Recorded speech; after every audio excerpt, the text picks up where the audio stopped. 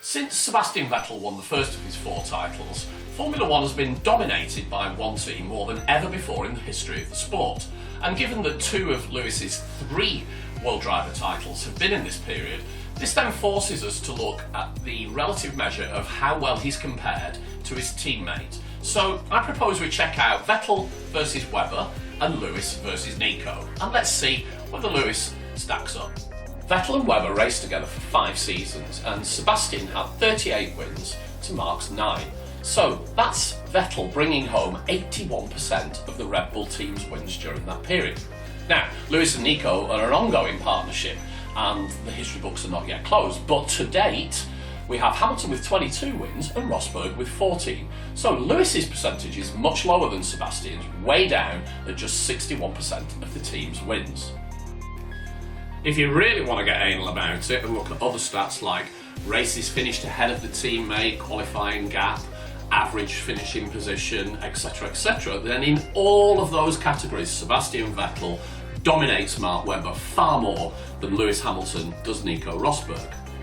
Even having won the last of his 4 titles in 2013, Sebastian set out on a 9-race winning streak to crush Mark Webber and to dominate the championship to the end of the year. But in Austin last year, when Lewis had won the title, he decided he'd chill out, and Nico went on and won the next 3 races. So for me, whilst Lewis Hamilton is one of the quickest and most talented Formula One drivers of all time, he appears to have a bit of a lack of application. Yes, he gets the job done, but just. Now Vettel, on the other hand, is obsessive, always wanting to have the fastest lap, always wanting pole position. Lewis just isn't wired like that.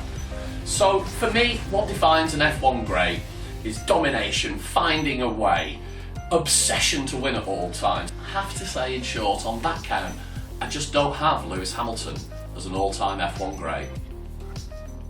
Wow, what a reaction on the site today for that article. But, you know, is he a great? I think really history has to decide that, not... I wouldn't ever describe a current driver as being great. I think you need to either be dead or, you know, nearly dead, or at least raced well in the past. So, yeah, I would struggle to call him a great at the moment. Certainly having 3 titles, there's not many that have done that before, and certainly no Brits other than Jackie Stewart. But, you know, Jackie Stewart could be called a great, but not just for his championship wins. He's done so much for the safety of the sport. So I would describe him as a current great because, you know, he's done so much like that. And what's Lewis done? Certainly nothing like that, but you have to say he certainly has brought in a new audience into F1, and I think F1's better with him in the sport, but I certainly wouldn't call him a great just yet. Alright, Matt Trumpets here, ready to discuss whether or not Lewis Hamilton is one of the greats of Formula One. But before we begin, I just need to represent that these opinions are mine and mine alone, and therefore highly superior. Right, the argument can be made that Lewis Hamilton is one of the greats of Formula One, in the same way that the argument can be made that the Earth is indeed round. In the sense that there is a Flat Earth Society, and you can even talk to them on Twitter, should you fancy a chat. But nevertheless, it's a bit of a no-brainer, as I like to call it, that Lewis Hamilton is one of the greats of Formula One. Now, those who disagree always come up with the following thing. None of his accomplishments matter. His championships don't matter, his pole positions don't matter, the number of wins doesn't matter, because it's the car. Well, guess what? It's always the car. Frankly, you could put Fangio in a Manor and me in a Mercedes, and I would beat his ass like a gong. Well, maybe not. I'd probably crash heading out of the pits. But frankly, he's dead, so I still think ultimately you got to give me the nod there.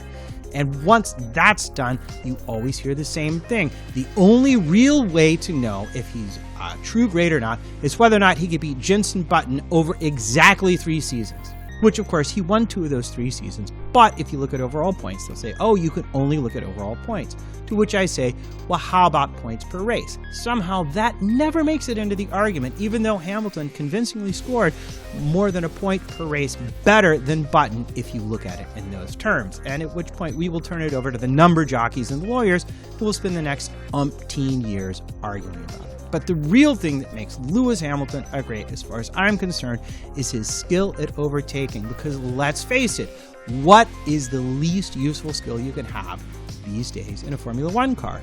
Overtaking, because almost no one can do it. Right? You have to have the right tires, you have to have a car that's faster than the person you're trying to pass.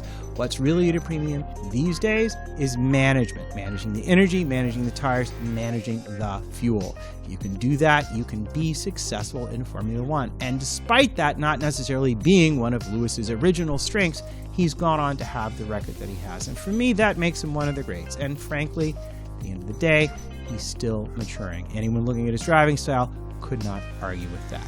So there you go, my opinion, and the correct one as far as I'm concerned. Lewis Hamilton, one of Formula One's greats.